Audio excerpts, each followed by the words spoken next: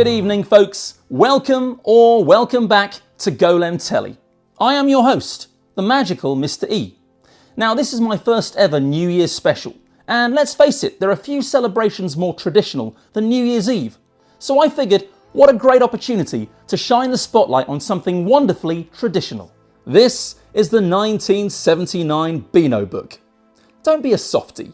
Come with me right now to camera 2 and let's stick this classic annual under the retroscope and zoom in together. Okay, welcome back everybody once again to camera 2. I love it here. Do you like it here? It's good fun, isn't it? We do all sorts of fun things together. Camera 2 is the best. Well, hang on a minute actually, now I think about it. Camera 1 should be the best because that's when you get to see my face. All right, I don't mind which is your favourite camera. As long as you keep coming back to Golem Telly and spend some time in my company, that's good enough for me. Anyway, where was I? Oh yeah, it's my New Year's special. And as we say goodbye to 2024 and say hello to 2025, I figured now would be a nice moment to take a look at a bit of a New Year tradition. At least it was always a New Year tradition in my house. And that would be the acquisition of a new Beano book. And this is the Beano Book 1979. And this would have been published in, I guess, late 1978. They're always published a few months before the actual cover date. They weren't always cover dated, actually. The first few Beano books didn't have a date on them at all. But we're going way back here. That would have been something like the 1930s or the 1940s. I'm not 100% sure of the finer details, but I'm sure you get my drift. Oh, speaking of drift, look at all of this snow on the front cover of the 1979 Beano book. And you can see Dennis the Menace and gnasher here. Do you say gnasher, by the way? I always used to say gnasher. It just seemed like more fun, putting a g in front of all the words that had n at the beginning. But I think it was probably meant to be a silent G, but anyway, it's up to us, isn't it? We can do what we like. In fact, Dennis is a pretty anarchic character, isn't he? So maybe we should go with the gnasher pronunciation. Yeah, in fact, that's what I'm going to do. I'm going to call him gnasher, and anyone who doesn't like it can get gnotted. That's one hell of a snowball. I've never made one that big, although I dreamed of making one that big many times. And look how it's terrifying the assorted Beano Town members. Walter the Softy, there's Danny, Biffo the Bear, Little Plum, Minnie the Minx, Lord Snooty. They're desperately trying to get out of its way before they get engulfed in the snow. Now, if you know your Beano books, then you'll know that the cover drawing often has a corresponding drawing on the back, sort of like the second part of a two-panel story. And this one does precisely that. Do you want to take a look at how this ends up? Yeah, of course you do. Let's turn it round and take a look. And as you can see, it does not end well for Dennis and gnasher. They run into this tree and it splits the snowball in two. Dennis gets a bump in the schnoz. Gnasher goes flying through this tree and everybody else has a jolly good laugh at their expense. Now, just inside the front cover, you can see more of Dennis the Menace. In fact, there's loads of Dennises. And they're all on these Dennis the Menace fan club badges, aren't they? Have you got your Dennis the Menace fan club badge? Have you got your gnasher badge with the googly eyes? I have, and I will bring them down for you one day and show them off to you. But not tonight. And as you can see here, the 1979 Beano book cost £1.15. That is good value. Now here is a fantastic image of the Bash Street Kids. And here you can see they are on a school outing to a cane factory. I wonder who picked that destination. I have a feeling it was this guy, Teacher. I'm a teacher, but I don't wear a mortarboard like he does. He's making sure they all get on the bus, and they're making sure they get off it. Where are they going to go instead? Who knows? Probably into Beano Town to cause trouble. That's what I would do. And I guess these are the sort of third and fourth main characters in the Beano. I don't know if they still are today in 2024, but they definitely were back in the late 70s and early 80s. Minnie the Minx and Roger the Dodger. And here we've got Minnie the Minx reading the Beano Book 1979. How does she do that when she's in it? Is she looking at herself right now? Anyway, the editor is telling her, Minnie, I want you to welcome the readers to this new Beano book. And she is saying, sorry, too busy. And over here, Roger the Dodger. Well, this is a tennis-themed story. And you got Roger's dad here insisting that they're going to have a game of tennis must get some of the flab off you. And Roger doesn't fancy this at all. He reckons it'll be sheer torture. Well, let's find out how he's going to deal with this one. I'm sure he's got a dodge or two up his sleeve. So he tries a variety of dodges, including getting his pet crow, Joe, to peck his hand, just enough to stop him from playing tennis. But Joe doesn't want to do it. Good old Joe. Doesn't want to hurt his master. So the idea that he comes up with in the end is to throw the tennis racket up over the roof and into the chimney. And, well, listen, in this period in British history, this kind of dodging behaviour was usually dealt with through a whacking. Now, I don't know if this was particularly commonplace. I never got a whacking with a slipper from my dad. I think I pushed him pretty close once or twice, but it never actually happened. Never spilled over into actual violence. But here, well, Roger is fearing what seems to be the inevitable. A whacking's better than horrible tennis, he thinks. Dad's got other plans in mind. He is going to play tennis with his son one way or another, and he's just going to use his slipper as a tennis racket. My dad's an expert with the slipper, even at tennis. Pants, Roger. Yep, 15 love to Dad, I think. Right, who's up next? Billy Whiz. Do you like Billy Whiz? I like Billy Whiz. Very strange haircut. And the haircut is actually the focus of this particular story. So his dad here, he asks his son to go to the electrical repairs shop and collect, well, what is he going to collect? Hang in there, you'll find out soon enough. Now, on the way to the electrical repair shop, he gets menaced by these two nasty people. One of them says, "What a haircut! Hi, Baldy!" And the other one calls him a skinhead. I mean, they haven't finished yet. On the way back from the electrical repair shop, they call him Kojak, an egghead. Not nice. So, well, this is what he had to pick up from the electrical repair shop. It was Dad's battery-powered hair clippers. And he's given these two bullies a Billy Whiz, by which I mean a Billy Whiz haircut. Why does he have his hair cut like that anyway? Does his dad cut his hair for him? Nothing wrong with that. My dad used to cut my hair. Did a nice job, but he never gave me a grade 1. And here's our main man, Dennis the Menace, and his main dog, Gnasher. And they are checking out what Walter and his softy mates are up to today. And they're preparing for a carnival parade. And they've got their own float with a flag that says the Softies. And it's covered in flowers. I do love sticking on these lovely flowers. And Walter replies, "Our float will soon be ready for the parade." An opportunity to menace them, I think. And Dennis and his pals build their own float. And appropriately enough, it's got the Menaces on its banner and a skull and crossbones sticking out the back. Now the softies here, they think they've got one up on the Menaces because they think that Dennis hasn't brought anything to throw into the crowd. And here they are handing out all these lovely, nice, soft flowers. But Dennis has come prepared. He's got stink bombs and flour, and there's his catty, and they unleash it all on the unsuspecting crowd. There's Gnasher using the pea shooter. These poor saps are all getting covered in flour. There's a stink bomb letting off a nasty niff over there. Dennis and his pals, they hide in this great big, what is it, a big caterpillar? And you're encouraged to spot the Menaces, and I think that's not too difficult. Look, you can see them under here.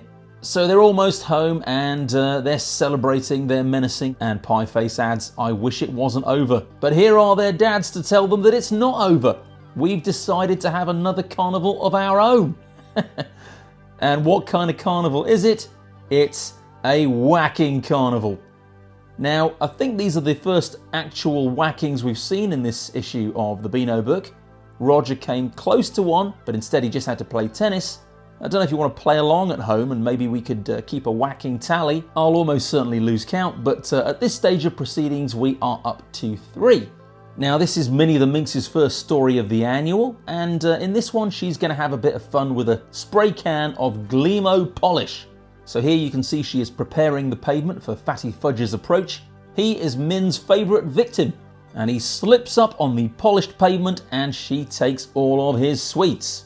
"I'll soon polish these off," she says. Now in Beano Town, just outside the shopping centre, she starts to polish some old bins. Do you remember when bins looked like that? The good old days, the good old days. Shiny galvanised steel bins. Have you tried polishing a wheelie bin? Don't bother, it's impossible. But these ones come up really nicely, shining like a new bin, says Minnie. And this was quite ingenious actually. The gleaming bin dazzles everybody around. so that they drop the things that they're carrying. I love this muffled glumph. What is a muffled glumph? But you kind of know how this one's going to end up, don't you? There's Dad waiting for her at home with a slipper. I think we're going to add one to our tally. This is going to be whacking number 4 already. Now, Minnie says here, I suppose you readers think I look soft with this handbag, but you're in for a surprise. Because it's not just any old handbag. It's got a built-in water pistol. There's a lipstick holder in there, which makes a super pop gun. And there is some powder in the compact, but it's itching powder. I took itching powder into school once. I did. It was a big mistake. I got in so much trouble. I never did anything like that again. I thought everyone would find it hilarious, but they didn't. And the teachers certainly didn't. I didn't get a whacking, but I did get an imposition. And an imposition was not quite as serious as a detention, but it was still pretty bad. You'd be given an essay title, such as The Perils of Itching Powder. And you'd have to write a 1,000-word essay, either during lunchtime or at home, and then you'd take it to your teacher once it was done. And the teacher would not read it, but very slowly, they would tear it to pieces in front of you and throw it in the bin. And here you can see the first month in the Bash Street calendar 1979, and it's January, so the trees behind Danny here are looking pretty bare. Let's see how the scenery changes as we make our way through the annual. Well, straight away we can see that the snow is falling in February. There's teacher about to get pelted by a snowball. Let's see, my birthday's in February on the 14th. It was on a Wednesday in 1979. Well, it was a Wednesday the day I was born as well. 14th of February 1973. Wednesday's child is full of woe, apparently. Well, thank goodness, so far I seem to have evaded most of that woe. Long may that continue. And here's little Plum, off for gallop across prairie before dinner. He doesn't get very far though, because this fella here nabs his horse from him and rides it off into the distance.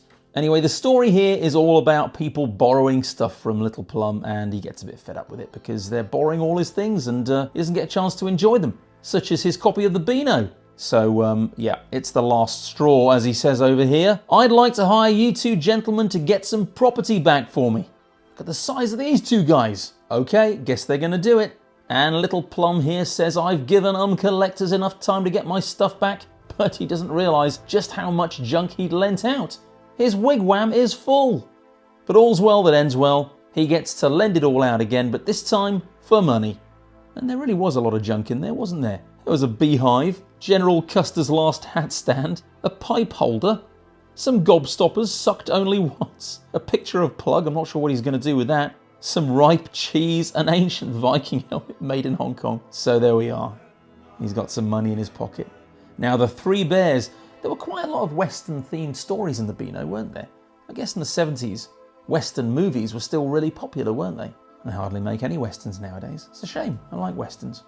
I'd like to be in one day, but that's a story for another time.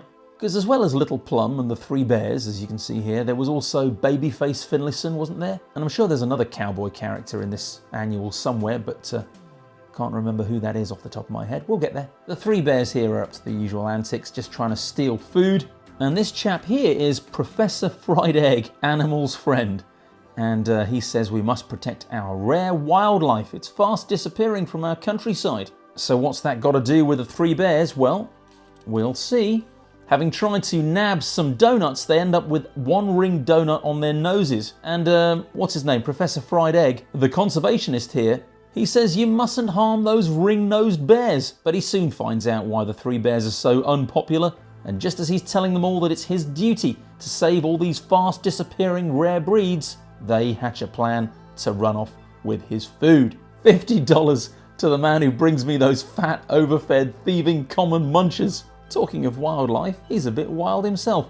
Well, that's what the Three Bears will do to you. Don't mess with a man's food. There's a few one-panel gags on this double-page spread. Ball Boy here bracing himself for what I guess is going to be whacking number 5 in this annual so far. Can you just show me the yellow card, Dad, he says. And what's Dennis doing over here? It's all right, Mum, he's shouting down from the bathroom. I'm not dirtying your clean towel. Nope, he's just wiping his hands on her curtains. Now wait a minute, who has curtains in the bathroom? Okay, best not to think too deeply about it. Let's move on. I love Lord Snooty. Here he is in his castle and it's snowing outside. and he wants to have a nice hot bath, but his pet stag is in there. The stag goes outside and poor old stag, just when I was nice and cozy, he's thinking. Now, the stag starts to freeze instantly, as you might expect. I mean, it's snowing outside, so Snooty is told in no uncertain terms, can't you see he is cold? He's your pet, keep him warm. So how's he going to keep him warm with all this snow around? Well, okay, tries putting Mum's new fur coat on him. That's not going to work. But in the end, they just decide to give him all the hot water bottles in the castle, which means Snooty and everybody else have to chatter and shiver and tremble and shake in bed where it's freezing. Now here's this other cowboy character I was talking about earlier on. It's Two Gun Tony, the King Street Cowboy. Now, I don't actually remember much about Two Gun Tony. During the years that I was reading the Beano, he didn't appear that often, at least as far as I can recall. So in this story, Tony and his dog Lightning are going to hit the trail. And so he packs everything he thinks he's going to need. Beans. You've got to have beans. You've all seen Blazing Saddles, haven't you? And bacon and billy cans and a bit of rope for rustling steers and so on and so on. Ultimately, though, it's too much for Lightning to carry, and so they decide to stay home and camp on the home ranch. Very wise too. Now here's Two Gun Smithy, and that's Smithy from the Bash Street Kids, of course. My pal from the Bash Street Kids sure gets things wrong. This is his idea of the Wild West. Here's a cattle drive. Do you get it? Yeah. Here's some rustling going on in the cinema. You mustn't do that. A stampede. All these cowboys are rushing to the newsagent to get the new edition of the Beano, which is now on sale. And here is the Pony Express. Here's March. You can see poor old Wilf being blown around by the wind. Does get windy in March, doesn't it? And April. Well, you might have been expecting some showers, but no, they've gone with the bunny rabbits. Now here's another one of these stories that I don't think was a big hit. Jackie Daw with More and Poor. It's a family of jackdaws, and the main thrust of the story here is they want to eat all the farmers' turnips. And what does Farmer Few do about it? Well, he's hired some farmhands to enforce the law. But the jackdaws have called in their mates, the woodpeckers, to get rid of those nasty signs. And Farmer Few is plotting here. Puts up a new sign. It says, "Do not eat the signs," and they find out the hard way that these signs are made of metal. The jackdaws take this army battle area sign, turn it around, and they pit these trainee soldiers against the farmer and his hired hands.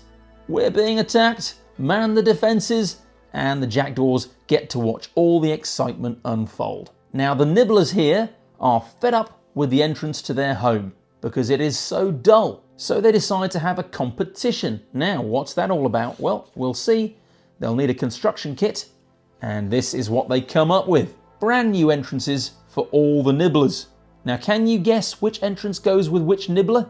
We've all built our own private mouse hole entrances. See if you can guess which hole belongs to which mouse. Well, this shouldn't be too hard. Number 1, that's got to be Gordon Zola, the Scottish nibbler. Number 2, that looks like a pair of spectacles to me, so it can only be Chiseler. Number 3 is huge, so it's got to be Enormouse's entrance. Number 4 and number 5 are very small doors, and it's not too hard to work out which of Scritch and Scratch they belong to. Number 4 has got to be Scritches, number 5 is Scratches, number 6, well, this is the sort of plug equivalent of the nibblers, and it's Sniffler. Number 7, well, that's very grand, isn't it? So I guess it must belong to his nibs. And finally, number 8. That looks like a pie with a bite taken out of it.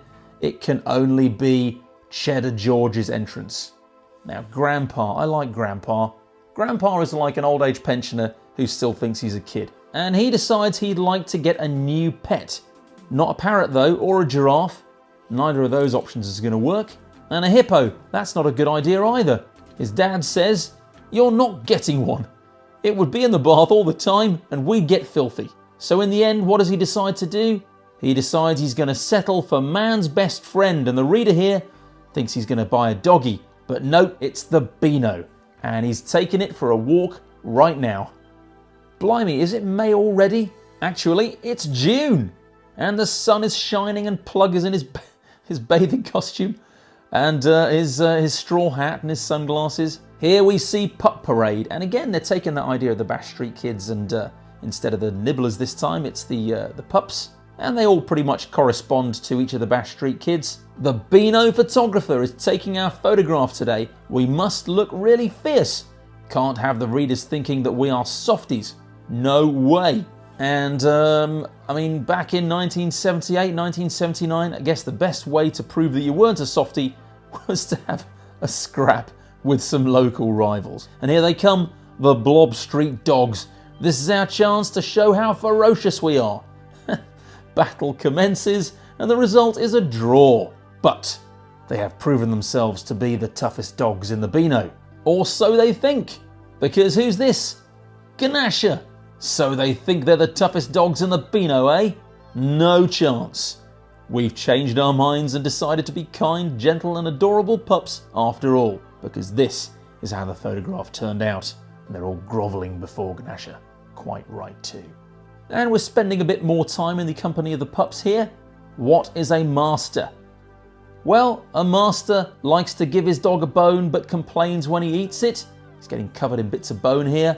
A master likes his dog to carry his Beano until he gets home and finds a great big hole in the middle. And a master teaches his dog tricks and then wishes he hadn't. A slightly overweight doggy has sat on his foot and crunched it. Oh dear. More over the page. A master likes his pet to be a good watchdog unless he can't watch TV himself. And he's keen on pop singers, but not pup singers. Okay, and it's time for the Bash Street Kids. Teacher is not looking very happy. Look at the way he's bending his cane and sweating. But these guys are having a great time. And quite right too. It's the Beano Annual. The kids of Class 2B. This is lovely actually. Let's take a look. Danny, Wilfred, Smithy, Toots, the wildest kids you'll see, with Fatty, Herbert, Spotty, Plug and Sid make Class 2B. Suppose that there's a prison break and loads of toughs get free. Toughs. To scare the baddies back to jail, just send for Class 2B. Who'll win the FA Cup this year? You'll see it on TV. We know who'd beat the winners, the team from Class 2B. 4-minute miles are commonplace. Can it be done in 3? You bet. Just start your runner off, pursued by Class 2B. A herd of charging elephants is awesome, you'll agree, but they would go into reverse if they saw Class 2B. Oh yes, they're wild, those Bash Street Kids, and always sure to be, except when one tall gent appears, the teacher of 2B. Armed with 2 canes on this occasion, he means business. It's a nice poem though. Ha ha, happy birthday! It's teacher's birthday today. And he's pretty sure that his students won't have forgotten him. He goes looking for the present that they must have hidden for him somewhere. He thinks it might be in the coal shed, but nope, it's not there.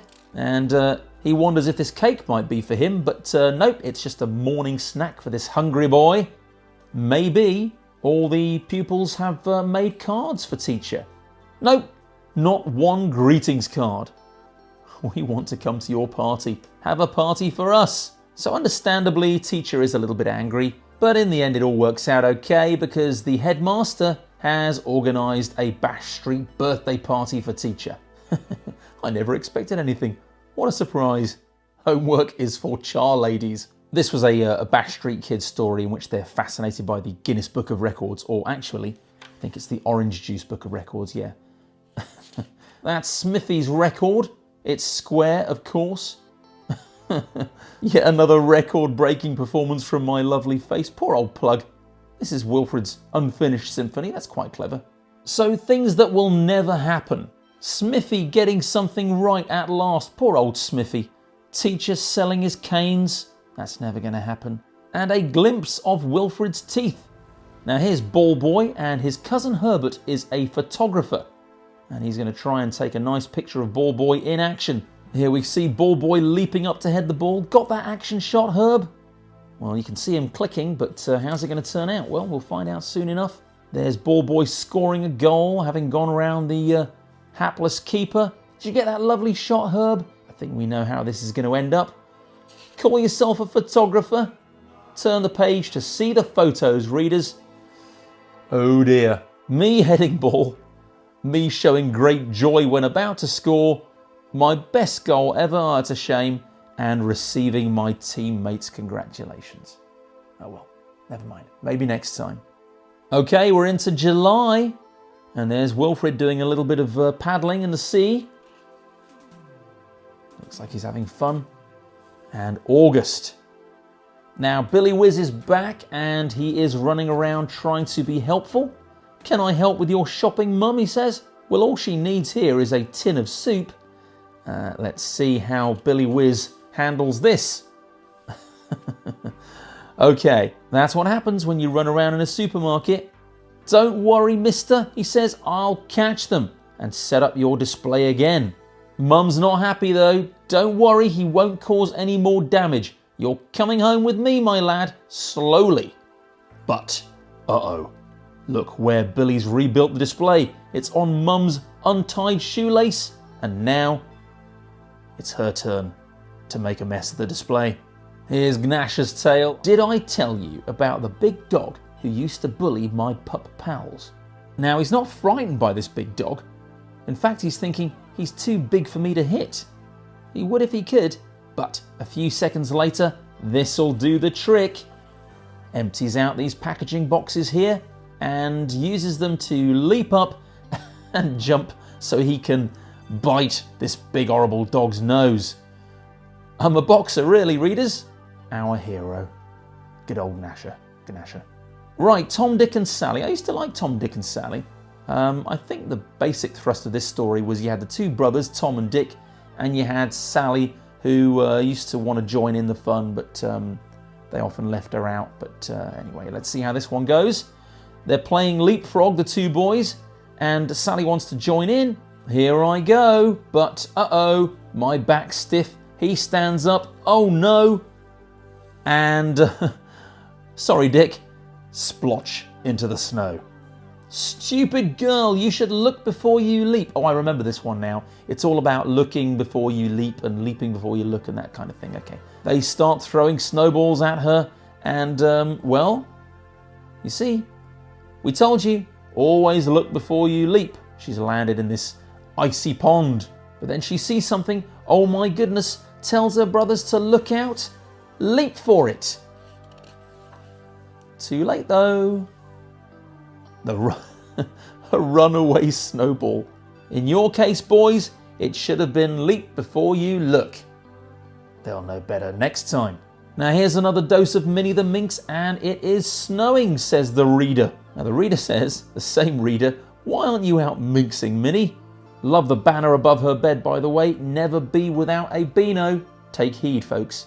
Minnie's answer is, she's decided to wait a few hours until the snow turns to slush. The horrible stuff, she says, is much better for minxing. So here, she sweeps up all the slushy snow outside the door of the youth club. The youths come running out. Let's have a kickabout. The snow's melting, they say.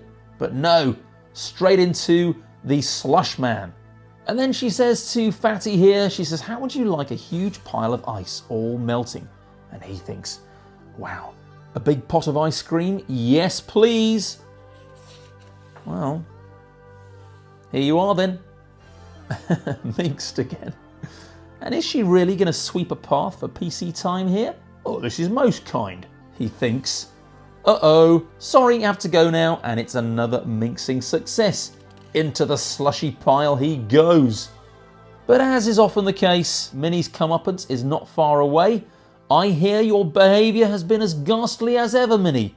But she's managed to avoid a whacking here. It would have been what, number 5, whacking number 5, or is it 6? Come on, you're supposed to be keeping count. Don't whack her, Dad. She can come with me. Oh dear. Here Minnie says, I wish I'd been whacked instead. It was awful. Mum made me watch that slushy film straight through. A film called Love Tale. Okay, it's September. And this go-kart is going to end up in that duck pond. There's no doubt about it. And here in October, the month is displayed on the side of Teacher's mug of tea. And I know how he feels. It's very, very hard to teach without a cup of tea on standby. Here's another little plum story. Every year I get job of hiding tribe's Christmas presents to Chiefy. I've got all Chiefy's presents in here, but I'll have to find a safer place, and I know just where, because Chiefy is going to be sneaking around looking for his presents. You should be ashamed of yourself, Chiefy. Wait until tomorrow for your presents. But he can't wait. He leaps into this pile of horse hay just to check if they're hidden in there, but all he finds is pain. Poor Chiefy, jabbed in the bottom by a pitchfork. And on it goes, until eventually he realises that there was an extra wigwam that was there all along, and he didn't see it. You were so busy searching for presents yesterday, Chiefy, you didn't notice extra wigwam. Ah, my presents were here all the time. And he's done quite well, look at that. Golf clubs, skateboard, radio, a table lamp. It's a pretty decent haul. Here are the pups again. Come on, Sniffy, join in the fun. I'm too cold to play, he says. But Sniffy, you shouldn't be cold. What about your thick coat of fur? But I don't have a fur coat, Bones. It's no good. We'll never convince him. We'll have to try something else. Hurry before I melt. Wrong again. So how do they help him out? Well, they're going to take Danny's cap, aren't they? And Plug's scarf is missing. Wilf's best jumper. There you are, Sniffy. Hope our masters don't find out, though. But they did. Another idea, I know. Running will keep you warm, Sniffy. And he says he'll try anything. Uh-oh. He's heading for that thin ice. Danger, thin ice. Stop, Sniffy. But he's not paying any attention. He's having too much fun. You'll break the ice, they say. But he didn't. That idiot never does anything right. Uh-oh. What's that cracking noise? Meanwhile, Sniffy's got a warm glow. Bones was right. All that running has warmed me up. Who's for a snowball fight then? They're not in the mood for a snowball fight now. So here's Dennis the Menace, he's back with gnasher, of course, and Walter here is reading a letter. It's from the Menaces, he says. They've challenged our leader to a boxing match. And they're pretty sure that Walter is their leader. Put up a brave show, Walter, they say. Dennis just says, put your mitts up, Mr. Softy. And Walter is so nervous here that his laces are shaking loose, and he trips and falls onto Dennis's boxing glove. 8, 9, 10, knockout. What a letdown. So, another idea, let's try a pillow fight. Curly against Bertie. And you'd think that might be okay, but no. These guys aren't equipped even for pillow fighting. Ooh, the pain. Ambulance. You beasts. You use dangerous big seagull feathers. Come with us, Bertrand. You'll soon feel better. Only a softie could be injured in a pillow fight. Anyway, it's the next day. Are you listening, softies? We challenge you to a snowball fight. Not likely, chaps. Come on, be brave. Only one snowball each. Our champion Pieface against Dudley. And Dudley very bravely says, I'm going to do it. Maybe after this they'll leave us in peace. Oh, I say, you are jolly brave, Dud. But he should have known never to trust Dennis and his pals. Cooey, I'm ready. Where's your one snowball? And Pieface tells him it's coming up. Oh, this is too easy. Gnash is having a good old laugh here. Gnee-hee-hee. Aren't you three good at anything, says Dennis. Don't you play any games? Oh, but we do. Come to our chalet if you want to play one of our games. Right, and here we're going to get to see the kind of games that Walter and his friends play. See, we play tough games too, such as worms and steps instead of snakes and ladders, and tiddlywinks, but safety helmets must be worn when playing this game. And they don't play drafts, they play gentle breeze. Seeing those softy games has made me ill. I can't even eat my apple, says Dennis, and he throws it over his shoulder onto the roof of Walter's Games chalet, and it collapses. One apple knocked it down, so it was a real softy chalet. Now the three bears are still hungry here. What's this, they say, goodies? But it's a parcel for Hank, and it's a huge blunderbuss. Pa Bear grabs that blunderbuss and sticks it on Hank's head, and while he's running around, unable to see what's going on, they head off with all of his food, all of the grub from Hank's store. Let's go, Pa. But They won't get away with this. Cannonball Hank will see to that. And off he goes in hot pursuit. He lands on Pa Bear's back, says, "Going somewhere, Mr. Bear? Turn this thing around. Back to the store, please." This is just like a bus. Yep, a blunderbuss. Poor old Pa Bear. He thinks he's just plain unlucky. And we're getting to the end of the Bash Street calendar here. It's November 1979. There's Smithy, and he's wearing the month as a wristwatch. That's quite clever, isn't it? Couldn't quite make that out at first, but they are his knuckles. And there you go, folks. Merry Christmas once again. And this is an extra big gift tag that's attached to a present. Who knows what's in there? More fun for Grandpa. He says he's off to play with his pals, but Dad grabs him. He says, "No, you're not. You're going to play with people your own age, not kids." And so he takes him to the bowling club. I've got to be honest, it doesn't look that much fun. And Grandpa seems to be thinking the same thing. He says, "I think I'll liven this place up." And he whacks his ball into the other ones. And his dad says, "Good shot, lad." But he thinks that the rules are the same as marbles and that these balls belong to him now. But no, that's not how bowls works, Grandpa. So how else can he have a bit of fun? Well, using itching powder, of course. He thinks this is going to be funny. I'm not so sure. Maybe it'll go down better on the bowling green than it did in my classroom in 1980. This guy's not having a very fun time. He scratches and itches, and then he tosses this ball over here and it lands on Grandpa's dad's foot. Oh dear. Dad said I was an old goat behaving like a kid. So he put me amongst some kids. That's just where an old goat should be. Oh, I'm not so sure. Poor old Grandpa. He just wants to have fun, doesn't he? And this is another Grandpa story. It's the Stone Age school. This is very much like the Flintstones, isn't it? Grandpa's so old that I think he must have gone to school in the Stone Age. That's a bit rude. School dinners would have been dinosaur steak, apparently. Football with a stone ball, very painful. "I'm not that old, Tommy," says Grandpa. And he explains that he's just going to a fancy dress ball. Well, that's cool, isn't it? Perfect for New Year's Eve. I'm going to be wearing fancy dress on New Year's Eve this year. I'm very lucky to have been invited to a fancy dress party, and I'm going to be going as Robin Hood. Tom, Dick and Sally here, still messing around in the snow, but their efforts to play some winter sports aren't going quite as well as they would have hoped, bumping into other people on the ice, but they were skating the wrong way around, which you can't do. I went skating the other day, went to Somerset House, it was brilliant. Didn't fall over once.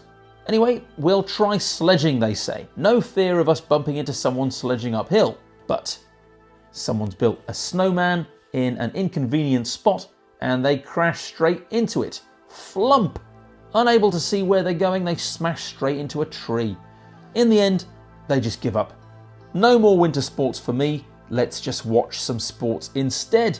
And it says PTO for the Beano Winter Sports. There's the cross-country ski race, and this is a cross-country skier. Come back, that's my hat you've got. I like the Olympic logo here, made out of dustbin lids, and it's still snowing at Lord Snooty's castle. What a nice picture of super snowmen, says the reader. But actually, they're not snowmen, it's Snooty and his gang. We've plastered them with snowballs, say the Gasworks gang, these ruffians. We'll get you for this, says Lord Snooty. The Gasworks gang's tracks go into the woods. They're up that tree, pals. This'll get them down. And they decide to shake the tree violently. But no, it's just their teddy bears. And they've been covered in snow yet again. Later on, though, the Gasworks gang decide to hide behind a snowdrift and ambush Snooty. But just as they're about to pelt Snooty and his pals again, the snowdrift moves. And it's Angus, Snooty's pet stag.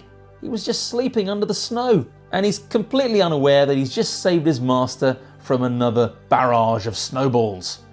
And the Gasworks gang flee in disarray. And later on, Angus is celebrated. They build a snow Angus, a snow stag. But Angus still doesn't understand exactly why they are celebrating his efforts so much. So I wonder what I did. I wish they'd tell me and I'd do it again. To Angus, he gets toffee apples, an apple pie, apple juice and some apples. Angus loves apples. Roger the Dodger. This might be the last story actually. So Roger's watching TV. These Grand Prix cars are doing 100 miles an hour, says the commentator. And Roger gets an idea. He says, "Coo, I wonder if I could do 100 dodges an hour." And so he gets to work. He dodges some chores by temporarily blinding his mum with some handily placed blackbirds. He gets 10p out of this wildlife expert by promising to show him some tracks that run for miles and only taking him to the train tracks. That's actually his 29th dodge of the morning. Pretty good going. Is he going to get to 100? Let's find out. Mrs. Bright, one of Roger's neighbours, says, "Can you help me get these heavy groceries home?" And he kind of does help in a way. He just says, "Hire yourself a taxi." Another successful dodge.